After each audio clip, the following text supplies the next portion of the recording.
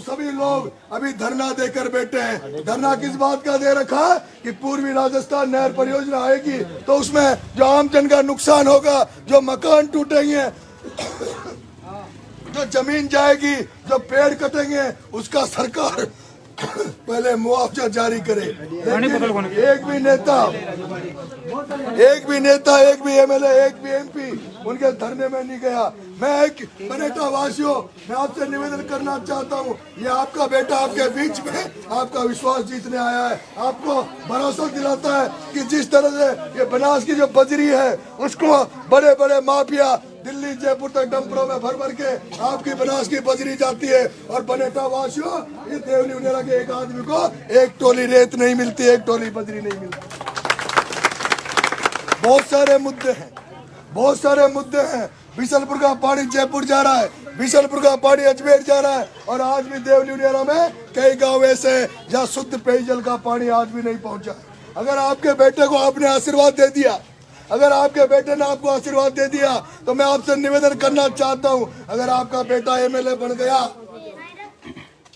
सभी लोग अभी धरना देकर बैठे हैं। धरना किस बात का दे रखा है कि पूर्वी राजस्थान नहर परियोजना आएगी तो उसमें जो आम जन का नुकसान होगा, जो मकान टूटेंगे, जो जमीन जाएगी, जो पेड़ कटेंगे, उसका सरकार पहले मुआवजा जारी करे। एक भी नेता, एक भी एमएलए, एक भी एमपी उनके धरने में नहीं गया। मैं एक बनेटा वासियों, मैं आपसे निवेदन करना चाहता हूँ, ये आपका बेटा आपके बीच में आपका विश्वास जीतने आया है, आपको भरोसा दिलाता है कि जिस तरह से ये बनास की जो बजरी है उसको बड़े बड़े माफिया दिल्ली जयपुर तक डंपरों में भर भर के आपकी बनास की बजरी जाती है और बनेटा वासियों, ये देवली उनेरा के एक आदमी को एक टोली रेत नहीं मिलती, एक टोली बजरी नहीं मिलती। बहुत सारे मुद्दे हैं। बिशनपुर का पानी जयपुर जा रहा है, बिशनपुर का पानी अजमेर जा रहा है और आज भी देवली उनेरा में कई गाँव ऐसे हैं जहाँ शुद्ध पेयजल का पानी आज भी नहीं पहुँचा। अगर आपके बेटे को आपने आशीर्वाद दे दिया, अगर आपके बेटे ने आपको आशीर्वाद दे दिया तो मैं आपसे निवेदन करना चाहता हूं, अगर आपका बेटा एमएलए बन गया,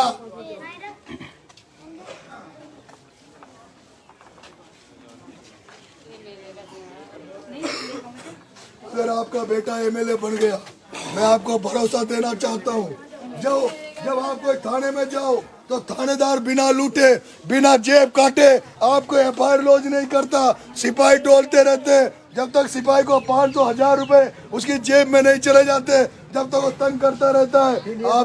आप बिजली घर में चले जाओ, आप तार लेने चले जाओ, खंबा लेने चले जाओ, डीपी लेने चले जाओ, जब तक आप पैसे नहीं दोगे, जब तक आपको तार नहीं मिलता, खंबे नहीं मिलता, डीपी नहीं मिलती। अरे आप तहसील में चले जाओ, पटवारी के पास चले जाओ, नकल लेने चले जाओ, जमाबंदी लेने चले जाओ, रजिस्ट्री करवाने चले जाओ, नामांकन खुलवाने चले जाओ, जब तक आप पैसे नहीं देते, जब तक आपका काम नहीं होता। चारों तरफ भ्रष्टाचार फैला हुआ है, चारों तरफ डकैत बैठे हुए, चारों तरफ जनता को लूटने वाले लोग बैठे, जिनको आप नेता बनाते हो, एमएलए बनाते हो, वो भी लुटेरे बन गए। और जिन अधिकारी कर्मचारियों को आपका सेवक बनना चाहिए, वो अधिकारी कर्मचारी भी लुटेरे बन गए। मैं एक खानदानी परिवार में पैदा हुआ हूँ और बात एक इसी की है कि पूत सपूत तो क्यों धन संचय और पूत कपूत तो क्यों धन संचय। इसी लाइन पर चल रहा हूँ। आज दिन तक रुपया कमाया नहीं, लेकिन लोगों का दिल जीता है, लोगों के लिए ईमानदारी से काम किया है और यही कारण है कि पूरे राजस्थान से आपके बेटे को कई लोग आशीर्वाद देने आ रहे हैं। और कल से आपको देखना होगा कि दिवाली निकलने दो, हजारों लोग आपके बेटे के लिए आपके दरवाजे में वोट मांगने आएंगे। कोई किसी के पास टाइम नहीं,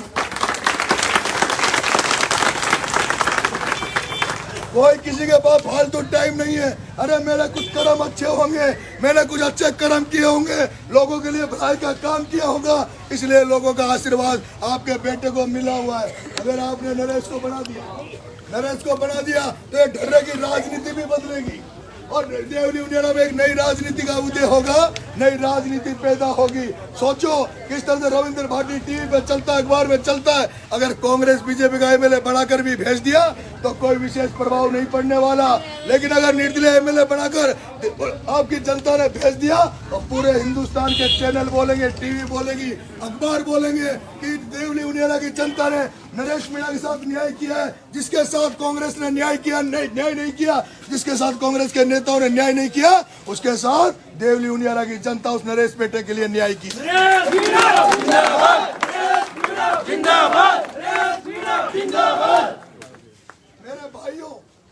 मेरे भाइयों, ये चुनाव 4 आदमियों के बीच में हो रहा है। ये चुनाव 4 आदमियों के बीच में हो रहा है।